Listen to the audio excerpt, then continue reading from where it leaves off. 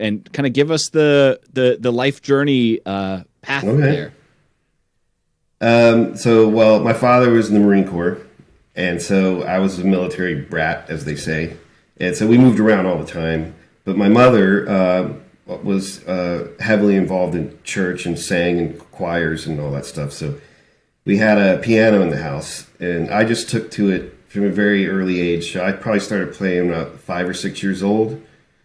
And by the time I was 11, I decided that that's what I wanted to do. So I was fortunate. I got to start really early, and I started practicing like crazy at 11. And then I started playing professionally. We were living in Virginia Beach at the time, so the Tidewater area. And this is in the mid 80s. So I started playing for money when I was 15, 16 years old in the Tidewater area, so also up into Richmond, D.C. And at that time, there was a lot of live music in restaurants like everywhere. And so you could work, and I was, this teenager working with people in their 40s. And so really got exposed to a lot of experiences, a lot of music at a young age. Then from there, I went to college in Texas, where my father's family's from. It was the only place he said he'd let me go out of state to school. So I ended up going to the of all places in Texas. Well, because we have family there, and he was like, if something goes wrong, you can call your Aunt Shirley or whatever. Okay, that makes sense. Be. And so I ended up in Denton because they have this jazz program at University of North Texas, and which is close to Dallas, basically. So you got Dallas. They call it the Golden Triangle because you got Dallas, Denton, and Fort Worth. And this is 1988. I went there, and so I was there from then till like 92. And at that time, I didn't know how lucky I was because there was so much music in the Dallas area. All the musicians were incredible. I mean, there's so many names I could name of people who've gone on and been successful in the business. They're in New York and L.A. and everywhere. And there were bands like Edie Brickell and the New Bohemians who had just been signed. And like Edie's been a close friend of mine for years. We're still friends. And, but Matt Chamberlain played in their band and went on to become the most successful studio drummer around. And then, so there were gigs all the time, great bands. There was a lot of really great jazz music, but then there was like a lot of just odd bands. And because I think it was Texas and, it had so many different musical influences that you didn't have to like be pigeonholed. And so these odd sort of really unique bands would form. And one of them was this artist named MC 900 Foot Jesus. This guy named Mark Griffin. And he, at the time I met him, was signed to Network Records out of Canada and he was doing sort of spoken word, electronic music, sample-based stuff mixed with jazz really early on before a lot of other people did it. And I had a group at the time called the Earl Harvin Trio with this great drummer, Earl.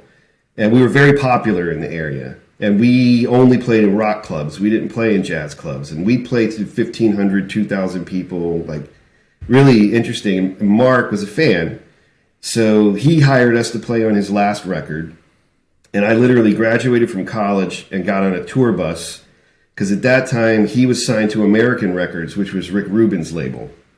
And so Mark Geiger and Rick Rubin, all these really heavy hitters in the business, loved the band, and they sent us around the world. And I started cutting my teeth as a touring musician at that point.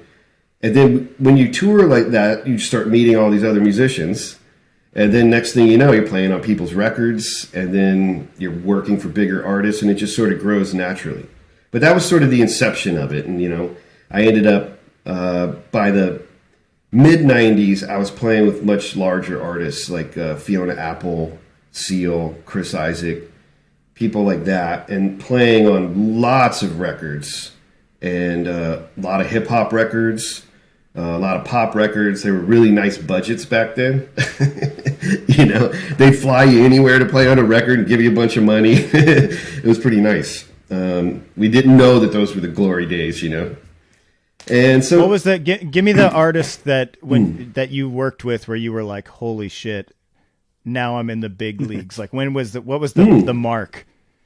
Well, I mean, that's interesting. I mean, I could give a couple different answers to that, but I think a story that stands out is when I was working with Seal, and he was making his third record, and this is like '97. So he was a very, very big artist. And was this like Batman Forever? This is slightly after that. So it's the record after that happened and blew up. Kiss from a Rose was huge, and so they were just throwing money at him to make this record. And he, calls us up. I had just met him, and he's like, I'm not going to do an English accent, but he's like, Dave, Dave, we're going to go to Whistler, BC, and record. I'm like, what, is there a studio there? He's like, oh, no, we're going to just take all the gear, and we're going to build a studio and a house. I'm like, okay. And so we went up there, all these musicians, these incredible sound engineers, and they built this huge studio in a giant ski lodge. And we were there for like a month, just hanging out, And we'd be like, okay, let's play a little music today. And the next day we would be like, let's go to the bar or whatever. And everybody was getting paid really good money, and we were able to experiment for just weeks.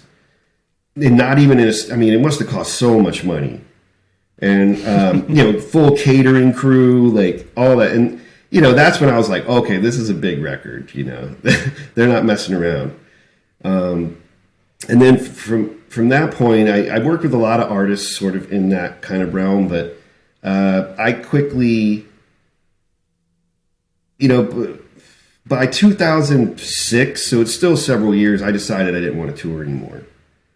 My daughter was young, and the touring thing, to me, I think touring is definitely a young man's game. I don't see how some of these artists, like Bob Dylan and some of these people, they're superhuman people. Stones. It's unbelievable. I mean, even when you're touring with that kind of entourage and comfort, it's not easy. And I think it's incredible that some of those artists still go out and tour. Like, for me, by the time I was like 38, I was like, nah. I got to figure out how to stay home, Which ended up being fortuitous because I started producing things and then playing on more records. And then that led to meeting Brian, and that led to film music. So...